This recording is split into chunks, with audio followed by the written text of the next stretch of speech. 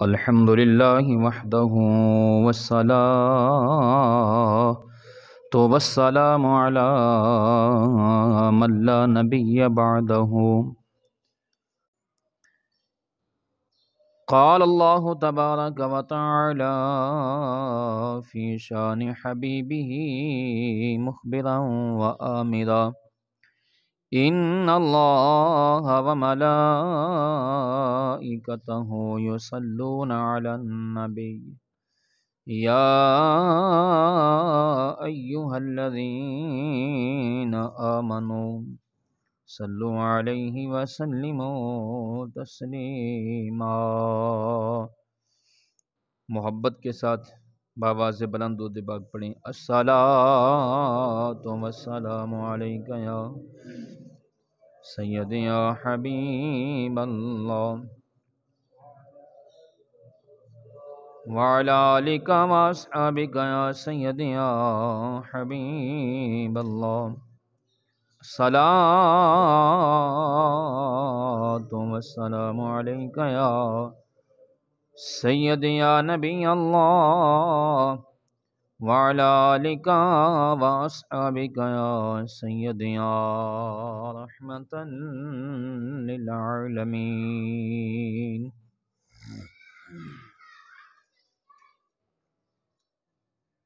تمام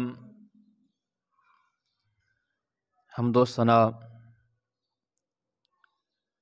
اللہ رب العزت جل جلالہ وعم نوالہ واتم برہانہ کی حمد و آپ کی ذات کے لیے، اور ان گنت درود و سلام نبی مکرم شفیع معظم نور مجسم تاجدار انبیاء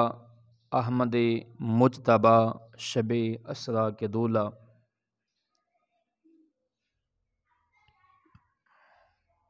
جناب محمد مصطفیٰ صلی اللہ علیہ وآلہ وسلم کی بارگاہ میں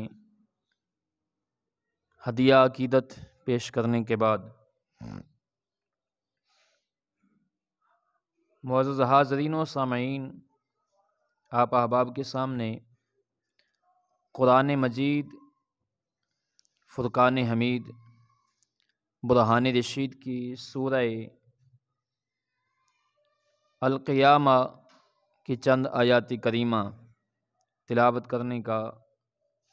شرف حاصل کیا ہے۔ اللہ رب العزت کی بارگاہ میں دعا گو ہوں، مالک کائنات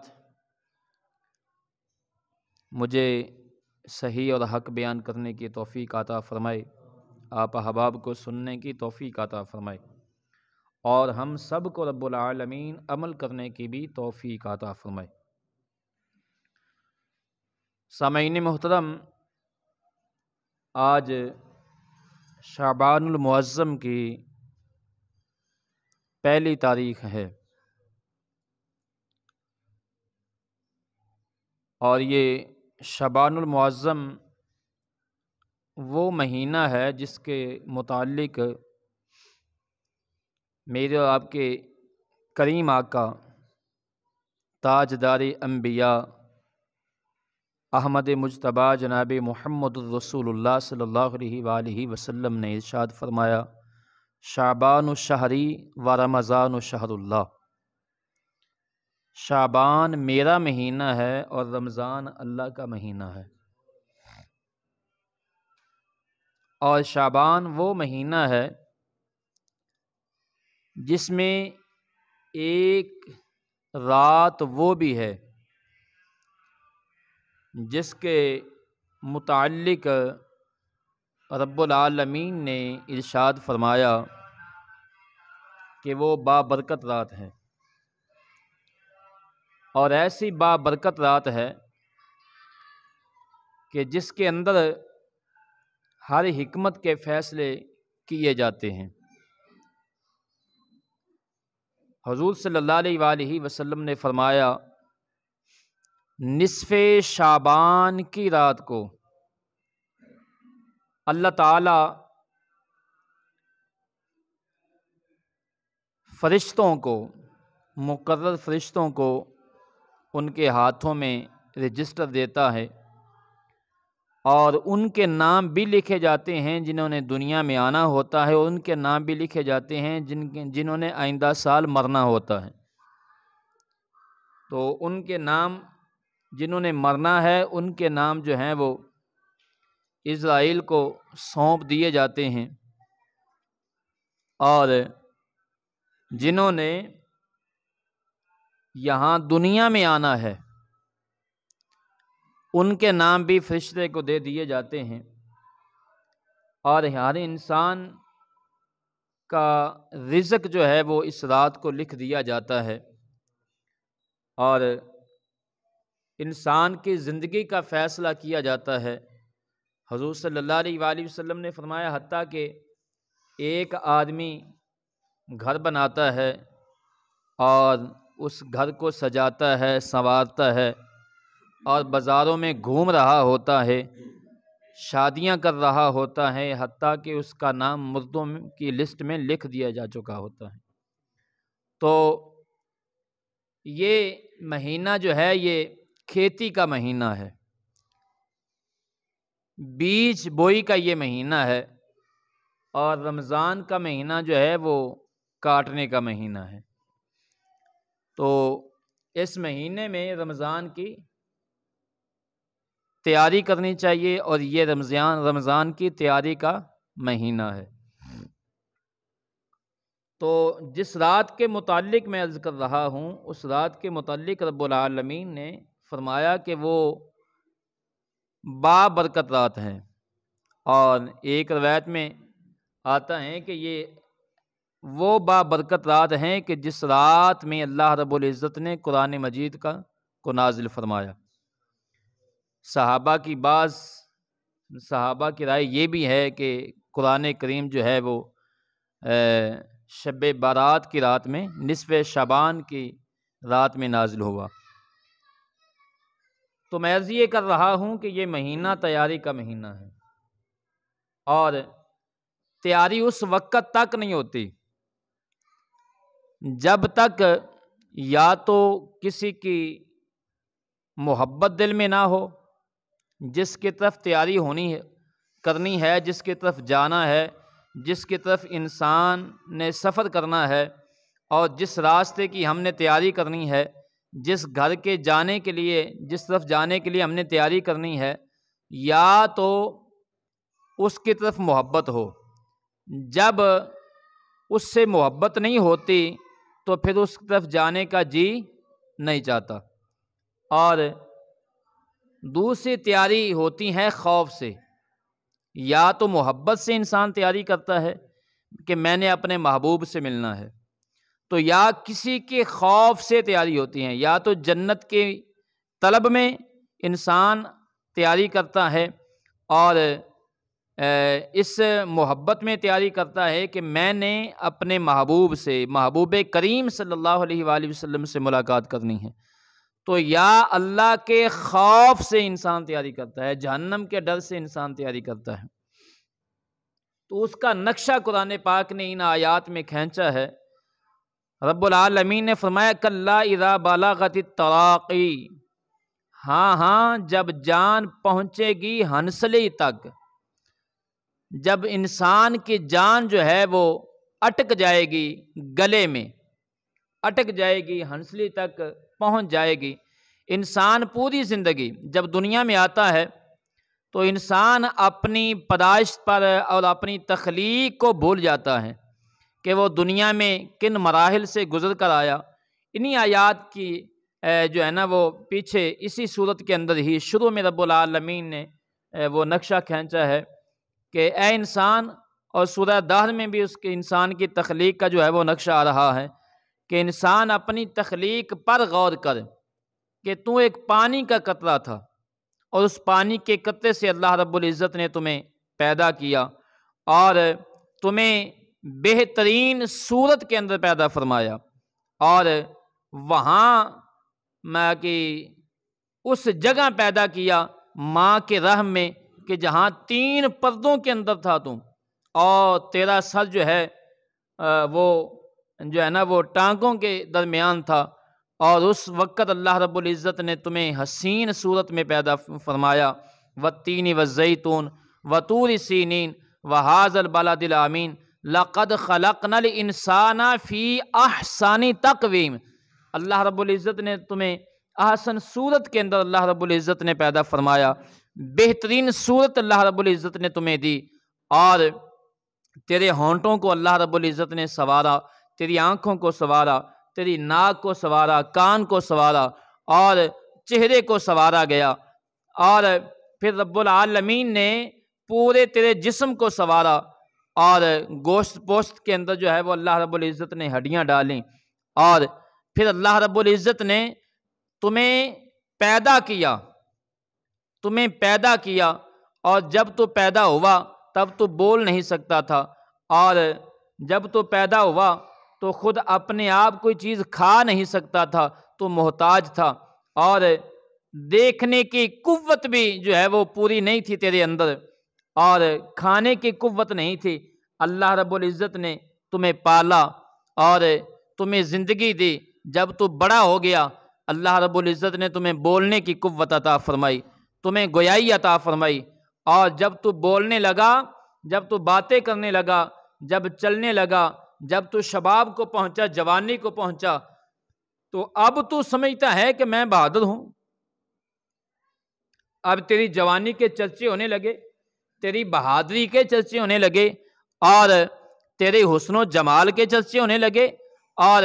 تیرے جو ہے نا وہ رنگت کے چرچے ہونے لگے، تیری کہ جو ہے وہ ملائم بالوں کے چرچے ہونے لگے، اور اب تو سمجھتا ہے کہ میرے سوا کوئی بہادر نہیں ہے، اور تیری بہادری کو دور دور سے لوگ دیکھنے کے لیے آتے ہیں، اور تو دنیا کی نشو و نما میں کھو گیا، دنیا کی رنگتوں میں کھو گیا، دنیا کی حسینیوں میں جو ہے وہ کھو گیا۔ لیکن رب العالمین نے فرمایا پھر وہ وقت آیا کلا اذا بلغت التراقی، پھر وہ وقت آیا کہ جب جان تیری ہنسلی میں رک گئی، ہنسلی میں پھنس گئی جان، اور جسے جان کنی کا وقت بھی کہتے ہیں، موت زندگی کی کشمکش بھی کہتے ہیں۔ اور میرے کریم آقا صلی اللہ علیہ وآلہ وسلم نے فرمایا اللہ رب العزت نے انسان کے لیے توبہ کا دروازہ کھلا رکھا ہے اس وقت تک کہ جب جان جو ہے وہ گلے میں رک جائے، ہنسلی تک جان آ جائے، اس وقت تک جو ہے وہ انسان کے لیے توبہ کا دروازہ کھلا ہے، اور اس وقت سے پہلے جب بھی توبہ کرے گا اللہ رب العزت اس کی توبہ کو قبول فرمائے گا۔ لیکن جب جان کلا اذا بلغت التراقی، جب جان ہنسلی تک آ جائے گی، اب اللہ رب العزت نے توبہ کا دروازہ بند کر دیا ہے، اور وہ اس لیے بند ہو گیا کہ اب تمہیں یقین ہو گیا ہے مرنے کا کہ اب میں بچ نہیں سکتا، اب اگر تو توبہ کرے گا تو تیری توبہ قبول نہیں ہوگی۔ اس سے پہلے اللہ رب العزت نے توبہ کا دروازہ بند کر رکھا ہے، اور جب یہ جان آتی ہے، ہنسلی پر جان آ جاتی ہے، تو پھر جو ہے ہوتا کیا ہے، پھر انگوٹھوں کو باندھ دیا جاتا ہے، ہاتھوں کو جو ہے وہ سیدھا کر دیا جاتا ہے، اور منہ کو باندھ دیا جاتا ہے، اور جو ہے وہ بالکل پھر گھر والے کہتے ہیں کہ اس کا چہرہ جو ہے وہ قبلہ کی طرف کر دو، اور پہلے ہم بڑی دوڑ لگاتے ہیں، اس سے پہلے بیماری کے ایام میں بڑے بڑے اسپیشل ہاسپٹل میں ہم لے کر جاتے ہیں، اسپیشل ڈاکٹروں کے پاس ہم لے کر جاتے ہیں، اور مہنگے سے مہنگے ہاسپٹل میں لے کر جاتے ہیں، لیکن جب جان ہنسلی تک آ جاتی ہے پھر ہمارا حال کیا ہوتا ہے، وقیل من راق، اور پھر ہم کہتے ہیں بلاؤ کسی جھاڑ پھونک کرنے والے کو، بلاؤ کسی دم کرنے والے کو، بلاؤ کسی جھاڑ پھونک کرنے والے کو۔ اور کتنے افسوس کی بات ہے کہ اس وقت کیا ہوتا ہے جب جان نکل نہیں رہی ہوتی، پھر ہم کہتے ہیں جاؤ جا کر مسجد سے مولوی صاحب کو کہو، مدرسے میں جاؤ جا کر قاری صاحب سے کہو کہ چند بچے بھیج دیں، اور وہ ہمارے کہ جو ہے نا وہ باپ کی، ہمارے بھائی کی، ہماری ماں کی، ہمارے بیٹے کی جان نہیں نکل رہی، تاکہ وہ پاس جو ہے وہ سورہ یاسین کی تلاوت کریں تاکہ اس کی جان آسانی سے نکل جائے۔ کتنے افسوس کی بات ہے، ہم نے قرآن کو جو ہے قرآن سے سیکھا تو ہے، لیکن قرآن سے سیکھا بھی مرنا ہی سیکھا، قرآن سے جینا نہیں سیکھا ہم نے۔ قرآن سے ہم نے سیکھا تو مرنا ہی سیکھا ہے، اس قرآن کو سے ہم نے جینا نہیں سیکھا۔ مرنے کے لیے ہم بلاتے ہیں مولوی صاحب کو، مرنے کے لیے ہم بلواتے ہیں حفاظ کرام کو کہ جناب ہمارے جو ہے نا وہ بڑے کے پاس، ہمارے بھائی کے پاس، باپ کے پاس، چارپائی کے پاس کھڑے ہو کر سورہ یاسین کی تلاوت کر دیں، تاکہ جو ہے نا وہ اس کی جان آسانی سے نکل جائے۔ لیکن دیکھ اللہ کی رحمت، تمہیں اس وقت فائدہ تو ہوا، قرآن پاک نے اس وقت بھی فائدہ دیا، اس وقت بھی اللہ کی جو قرآن پاک کے جو اندر اللہ کی رحمت ہے، اور قرآن پاک کی تلاوت سے جو اللہ کے انوار و تجلیات بستے ہیں، اللہ کی رحمت نازل ہوتی ہے۔ اللہ نے تمہیں اس وقت بھی مایوس نہیں کیا، اس وقت بھی تمہیں خالی نہیں موڑا۔ جو ہی قرآن مجید کی تلاوت ہوئی، اللہ رب العزت کی رحمت برسی اور تیری روح پرواز کر گئی۔ لیکن کاش کہ اس قرآن کو ہم نے زندگی میں پڑھا ہوتا، کاش اس قرآن کو ہم زندگی گزارنے کے لیے پڑھتے، جینے کے لیے اس قرآن کو پڑھتے کہ ہم نے زندگی کیسے گزارنی ہے، زندگی گزارنے کے لیے قرآن پاک کے اندر احکام کیا ہیں، رسول اللہ صلی اللہ علیہ وآلہ وسلم کی سنت کیا ہے، قرآن نے کس بات کا ہمیں حکم دیا ہے، قرآن نے کس چیز سے منع کیا ہے، قرآن پاک نے کس کا ادب سکھایا ہے، اور کس کے ساتھ دوستی کرنے کا حکم دیا ہے، کس سے نفرت کرنے کا اللہ رب العزت نے ہمیں قرآن میں حکم دیا ہے، کس کے قریب ہونے کا اللہ نے حکم دیا، کس سے دور ہونے کا اللہ نے ہمیں حکم دیا ہے۔ کاش کبھی ہم نے قرآن مجید کو اپنی زندگی میں پڑھا ہوتا تو پھر یہ دن نہ آتے۔ وہ معزز تھے زمانے میں مسلمان ہو کر، ہم خار ہوئے تارک قرآن ہو کر، ہم خار ہوئے تارک قرآن ہو کر۔ ایک وقت وہ تھا جب ہر گھر میں صبح کا آغاز جو ہے وہ قرآن مجید کی تلاوت سے ہوتا تھا، لوگ اپنے اپنے گھروں میں قرآن مجید کی تلاوت کیا کرتے تھے، اور قرآن مجید کی تلاوت کی صدا آتی تھی ہر گھر سے، قرآن مجید کی تلاوت کی آواز آتی تھی، اور بلند آواز سے گھر والے جو ہیں وہ گھر میں کوئی مرد جو ہے بچہ وہ بلند آواز سے قرآن مجید کی تلاوت کر رہا ہوتا تھا، یا عورتیں گھر میں بیٹھ کر دھیمی آواز سے قرآن مجید کی تلاوت کر رہی ہوتی تھی۔ قرآن مجید اس وقت اس کی تلاوت کی جاتی تھی۔ افسوس یہ ہے آج تو تلاوت بھی گئی، آج تو صرف قرآن مجید زیارت کے لیے رہ گیا ہے۔ آج ہم صبح اٹھتے ہیں بس قرآن مجید کو دیکھتے ہیں، ایک اونچی جگہ پر ہم نے قرآن مجید کو رکھا ہوا ہے جہاں ہاتھ نہیں پہنچتا، صرف جو ہے ہم اس صبح اٹھ کر جو ہے وہ قرآن مجید کو دیکھ لیتے ہیں۔ اور دوسرا المیہ یہ ہے، بلکہ میں نے تو یہاں تک دیکھا ہے، آج تو ہم نے قرآن مجید کی زیارت کو بھی چھوڑ دیا ہے، آج تو ہم نے گھروں میں بابے لٹکائے ہوئے ہیں، صبح اٹھ کر ان کو دیکھتے ہیں، اس بابے کی زیارت کرتے ہیں۔ اور اس کے سامنے میں نے ایک آدمی کو دیکھا کہ وہ صبح اچانک میں باہر گیا، صبح نماز پڑھنے کے بعد میں باہر جا رہا تھا، تو ایک آدمی قبر کے سامنے صبح اٹھا، اس نے منہ بھی نہیں دھویا، ابھی تک منہ نہیں دھویا، اور ایک قبر کے سامنے کھڑا ہو کر ایسے وہ پورا جھک کر جو ہے وہ ایسے ہاتھ جوڑ کر وہ کہہ رہا تھا، بابا صبح ہو گئی ہے، رام کریں، میری دن نو آسانی نال گزار دیں۔ کتنی بدبختی ہے ہماری، کیا ہم نے ان اولیاء کو پوجنا شروع کر دیا ہے؟ کیا آج ہم اس طرز پر چلے گئے جو مشرکین کا طریقہ تھا؟ اولیاء سے اللہ نے محبت کرنے کا حکم دیا ہے، اور محبت کا طریقہ یہ ہے کہ اولیاء کی زندگی کو پڑھا جائے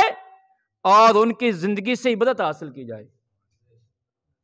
ان کی زندگی کا مطالعہ کیا جائے، اور پھر ان کی جو ہے نا وہ زندگی پر عمل کیا جائے، دیکھا جائے انہوں نے اللہ رسول سے محبت کیسے کی ہے، ان کی راتیں جو ہیں وہ قیام میں گزری ہیں، ان کے دن جو ہیں وہ روزے کی حالت میں گزرے ہیں، ان کی راتیں قرآن مجید کی تلاوت کرتے گزر گئیں، ان کی راتیں سجدہ قیام میں گزر گئی ہیں، رکوع کے اندر ان کی راتیں گزری ہیں، وہ ان کی راتیں گزری، وہ اللہ کی بارگاہ میں گڑ گڑا کر رویا کرتے تھے، اور روتے روتے کا جو ہے ان کی راتیں گزر گئیں۔ جیسے عائشہ صدیقہ رضی اللہ تعالیٰ عنہا کی روایت ہے، سیدہ عائشہ صدیقہ رضی اللہ تعالیٰ عنہا آپ فرماتی ہیں،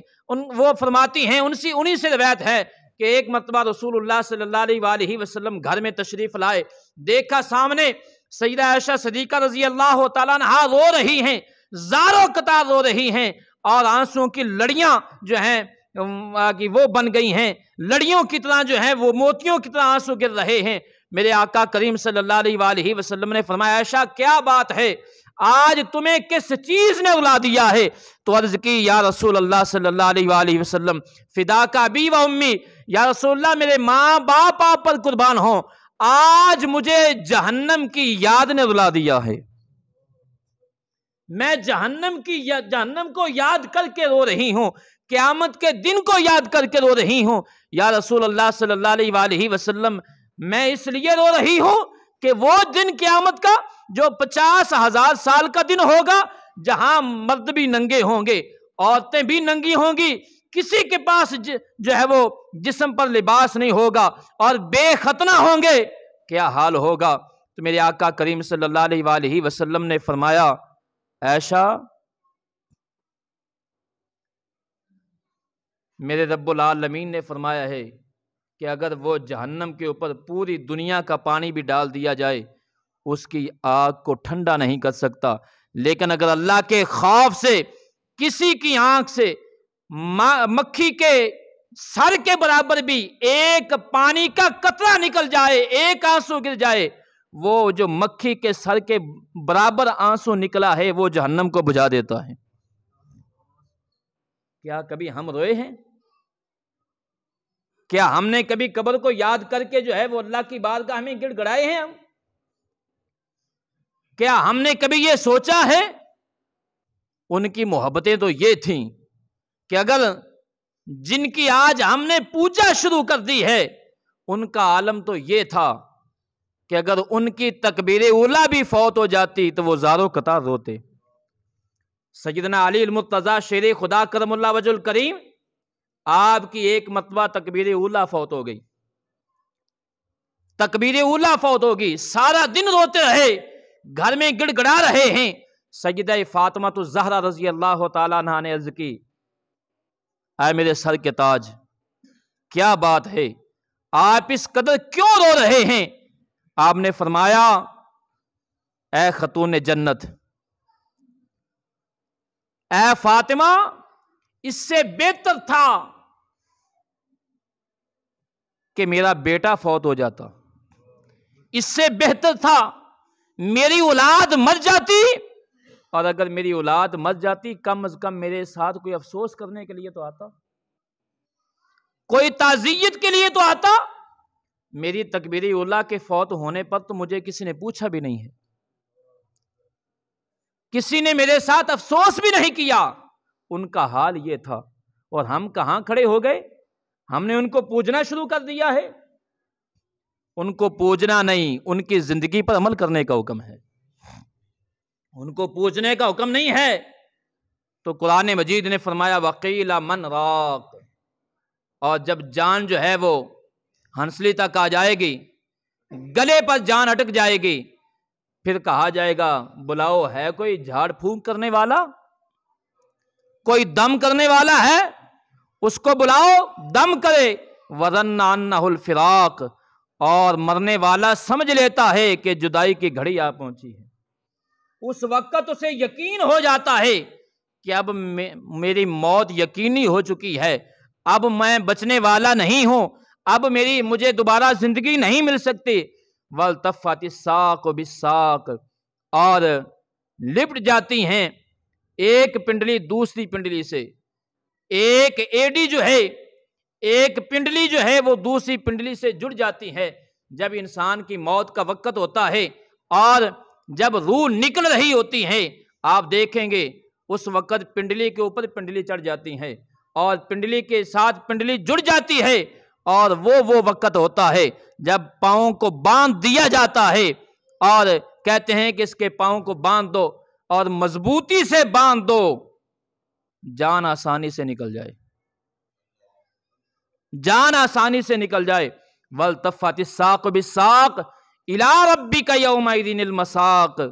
اس دن آپ کے رب کی طرف کوچ ہوتا ہے۔ اس وقت رب کی بارگاہ میں اب جا رہا ہوتا ہے، اللہ کی بارگاہ میں جا رہا ہوتا ہے۔ اور مجھے بتائیں، جانا سب نے ہے، میں نے بھی جانا ہے، آپ نے بھی جانا ہے۔ جب اس رب کی بارگاہ میں جانا ہے تو جس رب کی پوری زندگی ہم نافرمانی کرتے رہے، جس رب کے دشمنوں سے ہم دوستی رکھی پوری زندگی، اور جن سے دوستی کرنی تھی ان سے ہم نے بغض رکھا، ان کی ہم توہینیں کرتے رہے، اس رب کی بارگاہ میں کیا منہ دے لے کر جاؤ گے؟ جن کے بارے میں رب العالمین نے اعلان فرما دیا یہ مجھ سے راضی ہیں، میں ان سے راضی ہوں، جن سے اللہ نے بخشش کا وعدہ فرما لیا ہے، جن کے بارے میں سیدنا غوث اعظم رضی اللہ تعالیٰ نے فرما دیا اگر امیر معاویہ رضی اللہ تعالیٰ عنہ گھوڑے پر بیٹھے ہوں اور اس گھوڑے کے چلنے سے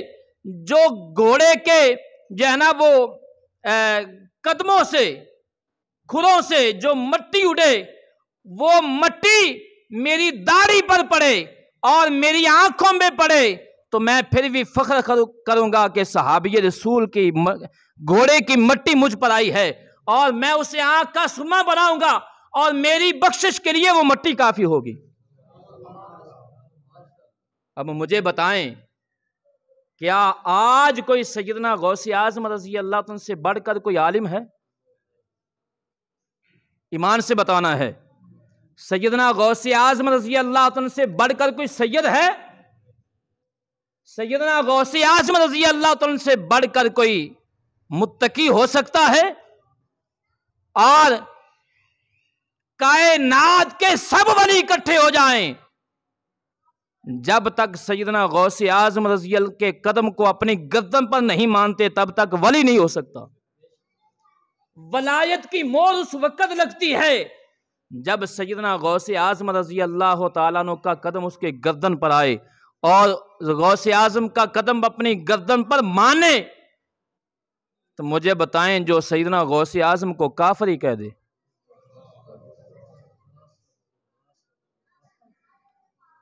کیا وہ ایمان والا رہ سکتا ہے؟ اور داتا علی حجویری، آپ سید ہیں کہ نہیں؟ ایمان سے سید ہیں کہ نہیں؟ اور آپ ولی بھی ہیں کہ نہیں؟ آپ عالم بھی ہیں کہ نہیں؟ متقی بھی ہیں کہ نہیں؟ تو جو داتا علی حجویری کوئی کافر کہہ دے، اور آگے چلیں، مولا علی کرم اللہ وجہ الکریم سید ہیں کہ نہیں؟ مولا علی کرم اللہ وجہ الکریم عالم ہیں کہ نہیں؟ متقی ہیں کہ نہیں؟ جن کے تقوی کا ذکر اللہ نے قرآن میں فرمایا، اور وہ مولا علی جو کہتے ہیں کہ میں بسم اللہ کی با کی اگر تفسیر لکھوں، بسم اللہ کی تفسیر لکھوں اور 70 اونٹ لدے جائیں تب بھی بسم اللہ کی تفسیر ختم نہیں ہوگی۔ بسم اللہ کی تفسیر، ان سے بڑا کوئی عالم ہے؟ تو جو خود مولا علی کوئی کافر کہہ دے، جو مولا علی کو ہی کافر کہہ دے، کیا وہ ایمان والا رہ سکتا ہے؟ یہ سب باتیں میں دلیل سے کر رہا ہوں، میرے پاس دلیل ہے، اور وقت آیا تو میں وہ آواز بھی پیش کروں گا۔ اور مجھے بتائیں، کیا ان سے بڑھ کر آج ہم نے قرآن کو سمجھ لیا ہے؟ تو رب العالمین فرمائے گا اِلَىٰ رَبِّكَ يَوْمَئِذٍ الْمَسَاقُ، اس دن اپنے رب کی بارگاہ میں پیش ہونے کا دن ہے، کیا منہ لے کر جاؤ گے اللہ کی بارگاہ میں؟ کہ اللہ کے محبوبوں کو ہم برا کہتے رہے، اللہ کے محبوبوں کو گالیاں نکالتے رہے، جن سے اللہ نے جنت کا وعدہ فرما لیا ہے۔ کیا مجھ سے کوئی وعدہ ہے جنت کا؟ آپ سے کوئی ہے؟ جس کے ساتھ جنت کا وعدہ ہے وہ ہاتھ کھڑا کرے کہ میرے ساتھ جنت کا وعدہ ہے۔ اور صحابہ سے جنت کا وعدہ ہے کہ نہیں؟ بولیں۔ اللہ نے اعلان نہیں فرمایا رضی اللہ عنہم ورضوا عنہ؟ اللہ ان سے راضی ہے، یہ اللہ سے راضی ہیں، اور جن سے اللہ راضی ہو جائے کیا انہیں جنت میں ڈالے گا؟ پھر کہاں ہم کھڑے ہیں اور کس ایمان کو لے کر ہم چل رہے ہیں کہ ہماری نظروں میں ایک پیر کی عزت تو بڑھ گئی، صحابی کی عزت کم ہو گئی۔ اس کا مطلب یہ ہے کہ ایک پیر کو ہم نے صحابی کے اوپر درجہ دے دیا ہے، صحابی کو ہم نے پیر سے بھی نیچے کم کر دیا، گرا دیا ہم نے۔ کیا یہ رسول اللہ صلی اللہ علیہ وآلہ وسلم سے محبت ہے؟ اِلیٰ رَبِّکَ یَوْمَئِذٍ الْمَسَاقُ، اللہ کی بارگاہ میں پیش ہونا ہے، جواب دہی ہوگی، جواب دینا پڑے گا۔ فَلَا صَدَّقَ وَلَا صَلَّىٰ، اور فرمایا اتنی فہمائش کے باوجود نہ اس نے تصدیق کی نہ نماز پڑھی، سب کچھ جاننے کے باوجود نہ ہی اس نے نماز پڑھی نہ اس کی تصدیق کی جو اللہ نے اتارا۔ اللہ نے تو اتارا ہے رضی اللہ عنہم ورضوا عنہ، اور وہ کیا کہہ رہا ہے؟ وَلَٰكِن كَذَّبَ وَتَوَلَّىٰ، بلکہ اس نے حق کو جھٹلایا اور اس سے منہ پھیر لیا۔ حق کو جھٹلایا اس سے، جیسے آج کچھ لوگوں نے منہ پھیر لیا ہے۔ حق کیا ہے؟ اللہ کے بعد سب سے بلند، سب سے عزت والی ذات کس کی ہے؟ اللہ کے بعد رسول اللہ صلی اللہ علیہ وآلہ وسلم کی۔ بلند آواز سے بتانا ہے، اللہ کے بعد سب سے عزت والی ہستی کون سی ہے؟ اور رسول اللہ صلی اللہ علیہ وآلہ وسلم کے بعد سب سے بلند ہستی کون سی ہے؟ سیدنا صدیق اکبر رضی اللہ تعالیٰ عنہ۔ اور ان کے بعد مطلقاً کہہ لیں کہ رسول اللہ صلی اللہ علیہ وآلہ وسلم کے بعد سب سے عزت والی جو جماعت ہے وہ صحابہ کی ہے، وہ صحابہ کی جماعت ہے۔ میں نے پہلی بھی یہ بات کہی ہے، کائنات کے تمام اولیاء کو اکٹھا کر لیا جائے کسی ادنا صحابی کے مقام کو نہیں پہنچ سکتے، ایک ادنا صحابی کے مقام کو نہیں پہنچ سکتے۔ اللہ نے تو ان کے متعلق اپنی رضا کا اعلان کر دیا ہے، اور تمہیں شک ہے تو پھر کیا جھٹلایا نہیں ہے؟ اس قرآن کو جھٹلایا نہیں ہے؟ وَلَٰكِن كَذَّبَ وَتَوَلَّىٰ، تمہیں ابھی بھی شک ہے؟ اللہ تو پھر اعلان کر رہا ہے، نہ اس نے نماز پڑھی ہے نہ تصدیق کی ہے، وَلَٰكِن كَذَّبَ وَتَوَلَّىٰ، اور اس نے جھٹلا دیا ہے۔ اور جھٹلانے سے مراد یہ بھی ہے فَلَا صَدَّقَ وَلَا صَلَّىٰ، نہ نماز پڑھی اور نہ تصدیق کی۔ ہم اللہ سے وعدہ کر کے نہیں آئے، اللہ سے ہم نے عہد نہیں کیا اے اللہ تیری ہی عبادت کریں گے اور تجھی سے ہی مدد مانگیں گے، اور کیا ہم نے اس کی تصدیق کی ہے؟ روزانہ 5 مرتبہ آواز ہوتی ہے حی علی الصلاۃ، آؤ نماز کی طرف، کیا ہم نے مانا اس کی تصدیق کی؟ ہم نے تصدیق تو تب ہوگی حی علی الصلاۃ کی صدا سن کر ہم مسجد میں آ جائیں۔ اگر آج ہم اس کی تصدیق کرتے، خدا کی قسم ہے آج مسجدیں خالی نہ ہوتی، آج مسجدیں ویران نہ ہوتی، مسجدیں بھری ہوتی۔ وَلَٰكِن كَذَّبَ وَتَوَلَّىٰ، بلکہ ہم نے جھٹلایا اس قرآن کو، اللہ کے گھر سے صدا آئی ہم نے منہ پھیر لیا، اللہ کے گھر سے صدا آئی ہم نے اپنا دروازہ بند کر لیا، اللہ کے گھر سے صدا آئی ہم نے رضائی چہرے کے اوپر سر کے اوپر لے لی۔ پہلے تو منہ ننگا تھا، جب حی علی الصلاۃ کی آواز آئی ہم نے منہ پہ رضائی لے لی ہے۔ آواز کانوں میں نہ آ جائے تو کیا ہم نے اس قرآن کو جھٹلایا نہیں ہے؟ ثم ذهب الى اهله يتمتع، اور پھر گیا گھر کی طرف نخرے سے کرتا ہوا۔ چاہیے تو یہ تھا جب حی علی الصلاۃ کی آواز آئی مسجد کی طرف آتا، اور یہ مسجد کے دروازے پر کھڑا ہو تو گھر منہ کی طرف کر لیتا ہے۔ اللہ کی بارگاہ سے منہ موڑ لیا اور تکبر سے جا رہا ہے۔ اولا لک فاولا، تیری خرابی آ لگی، اب آ لگی ہے، تیری خرابی کا وقت تو آ گیا ہے، اب تیری بربادی کا وقت آ گیا ہے۔ اگر عزت چاہتا ہے تو آ، اللہ رسول صلی اللہ علیہ وآلہ وسلم کے دروازے پر آ جا، آ اللہ رسول صلی اللہ علیہ وآلہ وسلم کی پیروی کر، آ رسول اللہ صلی اللہ علیہ وآلہ وسلم کے جو محبوب ہیں ان کے ساتھ محبت کر لے۔ ثم اولا لک فاولا، پھر تیری خرابی آ لگی، اب آ لگی ہے۔ ایحسب الانسان ان یترک سدی، کیا انسان یہ خیال کرتا ہے کہ اسے محمل چھوڑ دیا جائے گا، اسے ایسے ہی کھلا چھوڑ دیا جائے گا؟ محمل اسے کہتے ہیں جو ایسا اونٹ ہو کہ جس کی مہار کسی کے ہاتھ میں نہ ہو، اس کا جدھر منہ آئے ادھر چلا جائے، جہاں سے چاہے چرنا شروع کر دے اور جہاں سے چاہے پینا شروع کر دے، جہاں چاہتا ہے وہاں بیٹھے، جہاں چل پھرنا چاہتا ہے وہاں پھرتا رہے، کسی کے ہاتھ میں مہار نہ ہو، بے مہار اونٹ ہو۔ اللہ نے تمہیں بے مہار نہیں چھوڑا،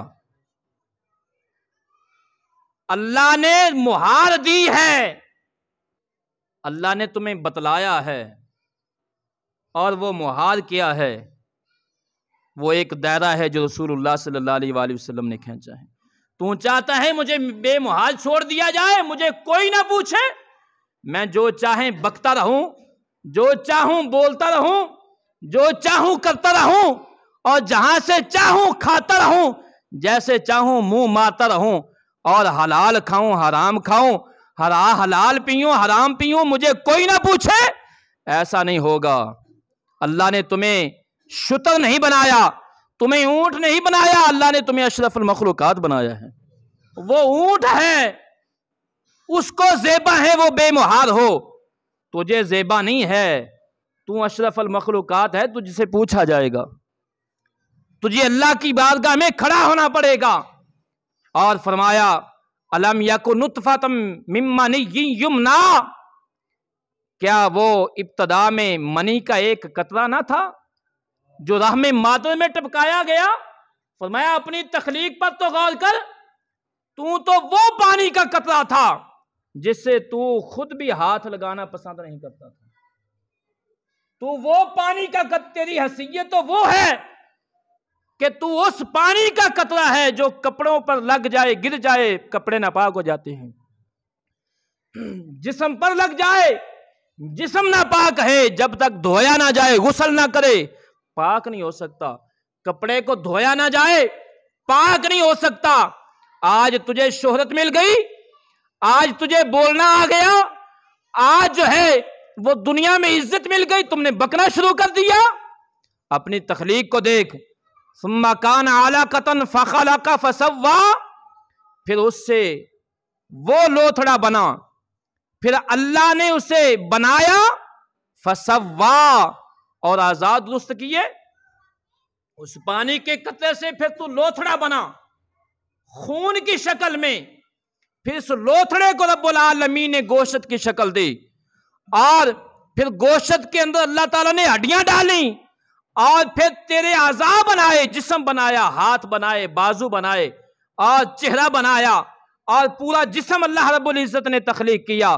فجعل منہ الزوجین الذکر والانثی، پھر اس سے دو قسمیں کے بنائے، مرد بھی بنائے عورت بھی بنائی۔ پانی ایک قسم کا ہے، وہ منی کا قطرہ ایک ہی قسم کا ہے، ایک ہی رنگ کا ہے، ایک ہی شکل کا ہے، لیکن اللہ کی تخلیق دیکھ، اللہ نے اسی پانی کے قطرے سے مرد کو بھی پیدا کیا ہے، عورت کو بھی پیدا کیا۔ اللہ نے تمہیں حسین صورت دی ہے، تمہیں تو چاہیے تھا کہ اللہ کا شکر ادا کرتا، تو نے اکڑنا شروع کر دیا ہے۔ تو کہتا ہے کہ آج مجھے کوئی نہ روکے، میری جوانی ہے، میں جس غریب کو چاہوں کچل دوں، جس کا چاہوں حق کھاؤں، جس کو چاہوں گالیاں نکالوں، جس کو چاہوں میں رونق دوں۔ لیکن آج تو یہاں تجھ پر جوانی کا بھوت سوار ہے، ایک دن وہ بھی آئے گا جب تیرا گریبان ہوگا اس غریب کا ہاتھ ہوگا، تیرا ظالم کا گریبان ہوگا اس مظلوم کا ہاتھ ہوگا۔ کیا جواب دے گا اس دن اللہ کی بارگاہ میں؟ الیس ذالک بقادر علی ان یحیی الموتى، کیا وہ اپنی قدرت والا اس پر قادر نہیں کہ مردوں کو پھر سے زندہ کر لے؟ جس نے پانی کے قطرے سے تمہیں بنایا ہے، پانی کے قطرے سے مرد و عورت کو پیدا کیا ہے، پانی کے قطرے سے تمہیں اتنی خوبصورت جو ہے وہ سیرت بنا کی صورت دی ہے، کیا تو اس رب پر یقین نہیں رکھتا کہ اللہ تمہیں پھر زندہ کر دے؟ اور اللہ یقین زندہ کرنے والا ہے، یقیناً زندہ کرنے والا ہے، اور پھر تمہیں زندہ کر کے اللہ رب العزت اس دن کھڑا کرے گا، جس دن میزان کے پاس میرے کریم آقا صلی اللہ علیہ وآلہ وسلم کرسی پر بیٹھے ہوں گے، کرسی پر بیٹھے ہوں گے، میزان کے پاس آقا کریم صلی اللہ علیہ وآلہ وسلم کی کرسی لگی ہوگی۔ کیا مال لے کر جائے گا رسول اللہ صلی اللہ علیہ وآلہ وسلم کی بارگاہ میں؟ وہاں کیا وہ اعمال پیش کرے گا رسول اللہ صلی اللہ علیہ وآلہ وسلم کی بارگاہ میں کہ میں تیرے اے یا رسول اللہ صلی اللہ علیہ وآلہ وسلم، میں تیرے صحابہ کو گالیاں نکالتا رہا، میں تیرے محبوبوں کو گالیاں نکالتا رہا، میں تیری اولاد کو گالیاں نکالتا رہا، میں تیری بیٹیوں کا انکار کرتا رہا، میں نے تیرے خلفائے راشدین محبوب صحابہ کا انکار کر دیا؟ یہ اعمال نامہ لے کر جائے گا رسول اللہ صلی اللہ علیہ وآلہ وسلم کی بارگاہ میں۔ جہاں مال تلیں گے وہاں میرے آقا کریم صلی اللہ علیہ وآلہ وسلم کرسی پر بیٹھے ہوں گے،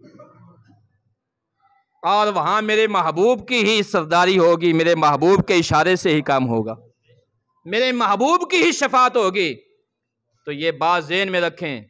جس سے محبت ہو اس کی اولاد سے بھی محبت ہوتی ہے، جس سے محبت ہو اس کے دوست سے بھی محبت ہوتی ہے، جس سے محبت ہو اس کے گھر سے بھی محبت ہوتی ہے، جس سے دشمنی ہو اس کی اولاد سے بھی دشمنی ہوتی ہے، اس کے دوست سے بھی دشمنی ہوتی ہے، اور اس کے جو ہے نا وہ ہر اس چیز سے دشمنی ہوتی ہے جس سے وہ محبت کرتا ہو۔ اگر دشمن کی پہچان کرنی ہو نا دشمن کی، تو جو تمہارا دشمن ہے وہ تمہارے دوست سے کبھی بھی محبت نہیں کرے گا، دشمنی رکھے گا۔ اس لیے جو تمہارا دشمن ہے وہ تمہاری اولاد سے کبھی محبت نہیں کرے گا، تمہارے محبوبوں سے کبھی محبت نہیں کرے گا۔ اور اگر رسول اللہ صلی اللہ علیہ وآلہ وسلم کی محبت پرکھنی ہو تو وہ اسی میں نظر آئے گی جو صحابہ سے بھی محبت کرنے والا ہو، اہل بیت کا بھی غلام ہو۔ اللہ رب العزت مجھے اور آپ کو ان میں کر دے، آمین ثم آمین، وما علیہ الا البلاغ۔